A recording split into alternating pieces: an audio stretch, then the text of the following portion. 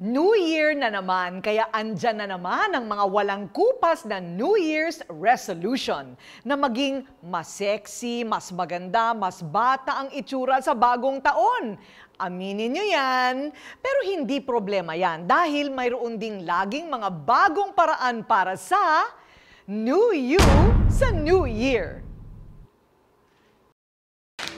Sa Chinese Zodiac, ang pagsisimula ng taong 2015 o Year of the Sheep, may hatid daw na swerte at kamalasan. Pero para sa mundo ng alternatibong medisina, may hatid nga bang kabutihan ng tupa sa kalusugan ng tao? Ang pambihirang pagkakatuklas ng selula mula sa tupa na itinuturok sa tao kaya raw magbibigay ng lakas at posibleng magdugtong pa ng buhay sa taong may sakit. Yan ang tinatawag na fresh cell therapy. Taong 1931 nang madiskubre ng isang Swiso na si Dr. Paul Nihans ang pagtuturok ng selula ng hayop sa tao. Isang pasyente na may damage o sira, ang parathyroid ang tinurukan ng selula mula sa baka. Siya'y gumaling at nabuhay pa ng halos 20 taon. Hanggang sa isilang ang tinatawag na live therapy, kung saan kinukuha ang selula sa hayop gaya ng tupa. Kini-question man ng mga cell therapy na ito, ang mga Pilipino pa rin daw ang numero 1 kliyente ngayon mula sa Asia ng kilalang klinika sa Germany. At para makakuha kami ng iba pang bagong impormasyon, muli kaming nagtungo dito. 1.5 oras mula sa Frankfurt ay mararating na ang Edenkoben. Dito matatagpuan ng isang klinika na nag-aalok ng cell therapy mula sa tupa. Taong 2008 naman, binili ni Bobby Chia, isang negosyante mula sa Thailand, ang klinika dahil daw sa ina na may sakit na cancer noon. Nilibot niya kami sa napakalawak na farm kung saan naroroon ang mga tupang pinagkukunan ng selulang itinurok sa pasyente. Sa sheep farm na ito sa Winnestrasse, Germany, pinalalahi, pinararami at inaalagaan ang mga tupang ito. Napakaraming mga tupa para daw mapunan ang pangangailangan ng napakarami daw na mga pasyenteng pumupunta rito mula sa iba't ibang bahagi ng mundo at kasama na dyan ang mga mula sa Pilipinas para sa tinatawag na fresh cell therapy. At mula sa mga tupang ito, pinaniniwalaan at sinasabing nanggagaling ang pagpagaling sa may sakit, pagpabata sa tumatanda at pagpapalakasan ng hihina. Mula sa farm, sa laboratorio hina-harvest o hinahango ang mga organ ng 4 na buwang gulang na hindi pa naipapanganak na sanggol na tupa. Pinoproseso ang mga ito para magamit sa cell therapy.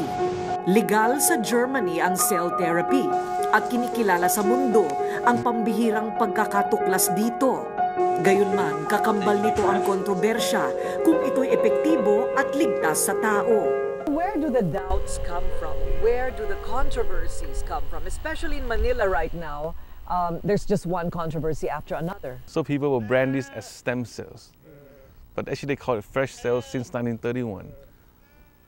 So people are misled and they don't know what we are doing. But sheep sell their animals and yet you get their cells and you inject it into humans. Is it safe? Yes, it's safe. We eat sheep meat and our body have the mechanism of digesting them. Also depend on which stage of the cells. If I'm taking a sheep here from now to inject, you have a rejection. But then if I take a sheep which is fetal, you won't have the rejection. Si Dr. Geoffrey Hertgen, conventional doctor, ay namamahala sa pagtuturok ng cells ng tupa sa pasyente. Fresh cell therapy was already 50 years earlier than the so-called modern stem cell therapy. You cannot give a guarantee for the effect. We like to, but we can't. There's no therapy on earth with a proven guarantee coming from a doctor. It is a trial, but the trial makes a lot of sense. Maraming sumubok sa tinatawag na fresh cell therapy, katulad ng mga kilalang tao at maging ang ilan sa pinakamakapangyarihan sa mundo, ang sumailalim na sa cell therapy noong panahon ni Dr. Nihans.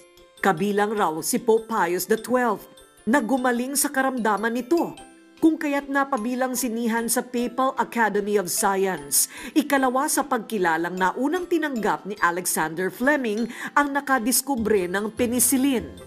Sa Pilipinas, kabilang si dating Pangulong Joseph Estrada, dating Senate President Juan Ponce Enrile, beauty expert na si Ricky Reyes, singer na si Pilita Corrales, maging ang unang Philippine Miss Universe na si Gloria Diaz ay nagpaturok na rin ng selula mula sa tupa sa Germany. Pero hindi lang daw pagpapaganda o pagpapabata ang alok ng selulang ito. 2 taong gulang ang batang si Ethan nang ma-diagnose ng pagkakaroon ng autism. Ayon sa kanyang nanay na si Janice, hyperactive daw ang bata at hindi napipirme sa isang tabi. Hindi rin ito kayang makipag-communicate dahil hirap sa pagsasalita.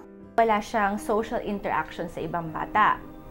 Nilay ko siya sa preschool, wala siyang ginawa kundi umiyak. Lahat ng therapy na nare-research ko na I think na makakatulong sa kanya, tinatry ko talaga.